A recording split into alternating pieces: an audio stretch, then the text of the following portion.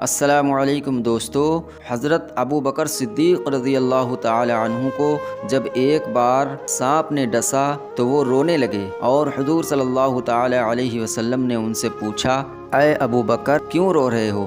آخر کیا بات ہے؟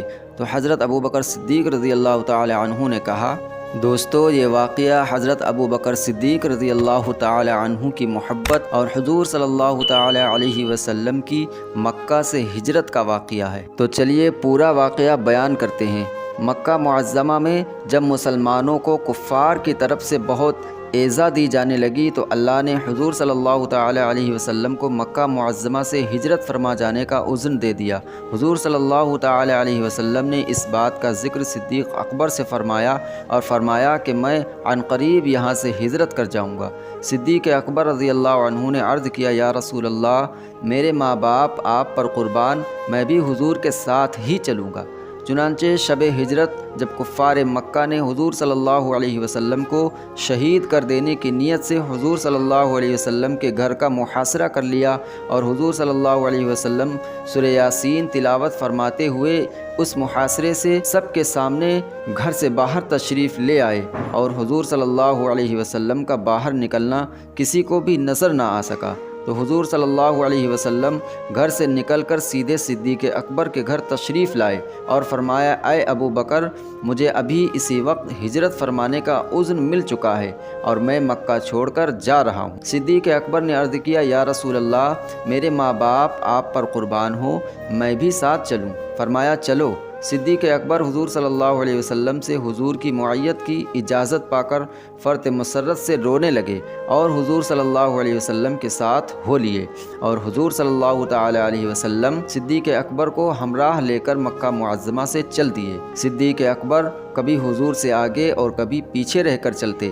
حضور نے اس کی وجہ دریافت کی تو عرض کیا، یا رسول اللہ، میں چاہتا ہوں کہ دشمن تعاقب کرتا ہوا آگے یا پیچھے سے آ جائے تو اس کا وار مجھ پر ہی ہو اور حضور پر میں ہی قربان ہوں اور حضور کو کوئی عذر نہ پہنچے۔ چلتے چلتے سور پہاڑ پر پہنچے۔ اس پہاڑ میں ایک غار تھا جس کا نام غار حوام تھا۔ حضور صلی اللہ تعالی علیہ وسلم نے اس غار میں تشریف فرما ہونے کا قصد فرمایا تو صدیق اکبر رضی اللہ عنہ نے عرض کیا، یا رسول اللہ، ٹھہر جائیے، پہلے مجھے اندر جانے دیجیے، پرانا غار ہے، پہلے میں اندر جاتا ہوں اور اسے صاف کرتا ہوں، صاف کر لوں تو آپ اندر آ جائیے گا۔ چنانچہ پہلے اس غار میں صدیق اکبر گئے اور اسے صاف کرنے لگے۔ اس غار میں کئی بل تھے، یعنی بچھو وغیرہ، سانپ وغیرہ کے بل تھے۔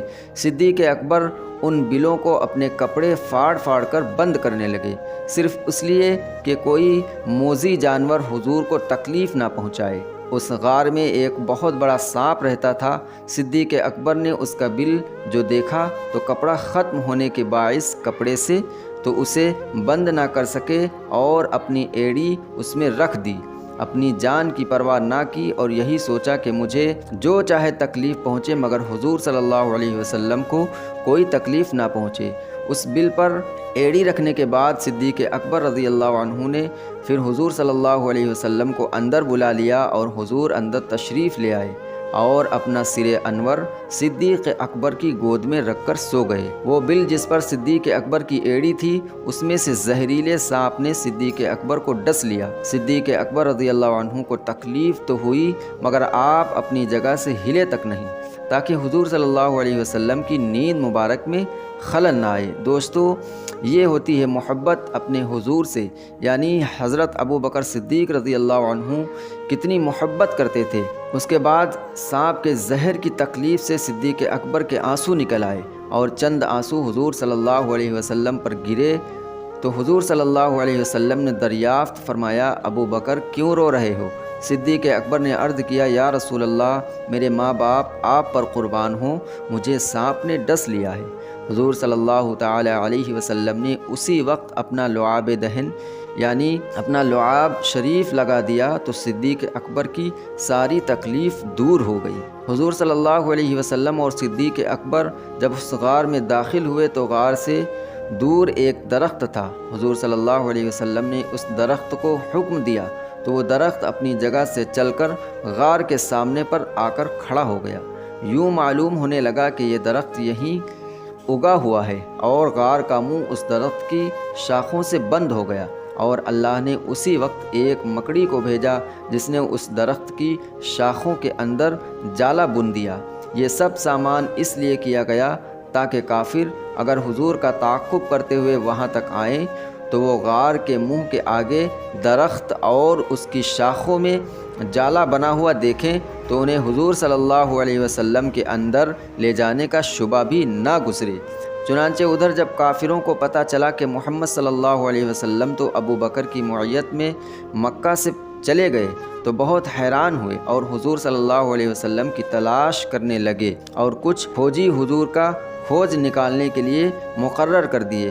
ان کھوج نکالنے والوں میں سے ایک شخص کھوج نکالتا ہوا غار تک آ پہنچا اور پھر کہنے لگا کہ یہاں تک تو محمد اور ابو بکر آئے ہیں، لیکن اس کے بعد پتہ نہیں چل رہا کہ دائیں گئے یا بائیں۔ کافر وہاں جمع ہو گئے لیکن وہیں حیران کھڑے رہے، کچھ پتہ نہ چلے کہ یہاں سے آگے کدھر گئے ہیں۔ صدیق اکبر نے جب کافروں کے قدم غار سے باہر دیکھے تو حضور صلی اللہ علیہ وسلم کی فکر میں آپ پریشان سے ہوئے، تو حضور صلی اللہ علیہ وسلم نے فرمایا، کوئی فکر نہ کرو، اللہ ہمارے ساتھ ہے۔ اتنے میں ان کافروں میں سے ایک کافر بولا، ذرا اس غار کے اندر تو جا کر دیکھیں۔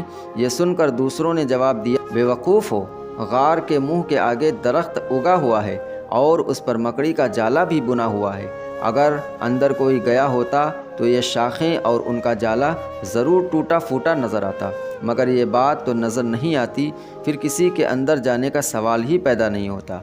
چنانچہ وہ مایوس ہو کر وہاں سے لوٹ گئے اور حضور صلی اللہ علیہ وسلم اور ان کے ساتھی صدیق اکبر رضی اللہ عنہ اپنے اللہ کی حفاظت میں بالکل خیریت سے رہے۔ قرآن کریم میں ہے، قرآن پاک میں اس واقعے کے ضمن میں اذ یقول لصاحبہ فرما کر اللہ تعالیٰ نے صدیق اکبر کو حضور صلی اللہ علیہ وسلم کا صحابی فرمایا ہے، لہٰذا جو شخص صدیق اکبر کی صحابیت کا منکر ہے وہ کافر ہے۔ حضور صلی اللہ علیہ وسلم نے لا تحزن ان اللہ معنا فرما کر یعنی غم نہ کر، اللہ ہمارے ساتھ ہے، یعنی ہم دونوں کے ساتھ ہے، یہ ظاہر فرما دیا کہ اللہ تعالیٰ صدیق اکبر کے ساتھ ہے۔ معلوم ہوا کہ صدیق اکبر رضی اللہ عنہ حضور صلی اللہ علیہ وسلم کے بعد جو تخت خلافت پر مطمئن ہوئے، یہ آپ ہی کا حق تھا اور آپ غاصب و ظالم نہ تھے، اس لیے کہ اللہ غاصب و ظالم کے ساتھ نہیں ہوتا۔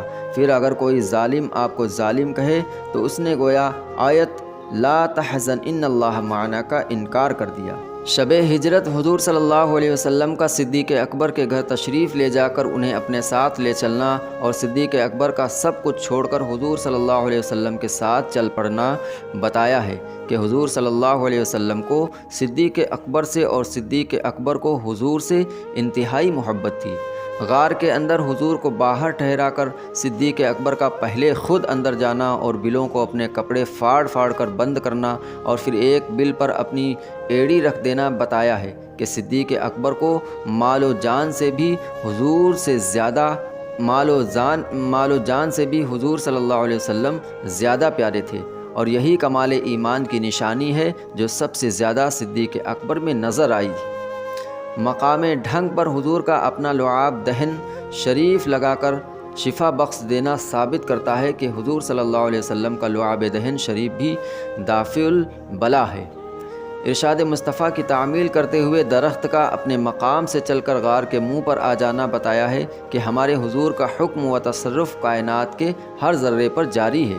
کافروں کا غار کے منہ تک آ پہنچنا اور پھر وہاں سے مایوس نامراد لوٹنا بتایا ہے کہ حق کے مقابلے میں ساری سکمیں اور تدبیریں خاک میں مل جاتی ہیں۔ تو دوستو، یہ تھا حضور صلی اللہ علیہ وسلم اور ابو بکر صدیق کی محبت کا واقعہ۔ دینی واقعے اور دینی معلومات کے لیے اسی طرح ہمارے چینل کو لائک، شیئر اور سبسکرائب کرتے رہیے تاکہ ہم اور بھی اچھی ویڈیو اور واقعے آپ کے سامنے پیش کرتے رہیں۔ تب تک کے لیے اللہ حافظ۔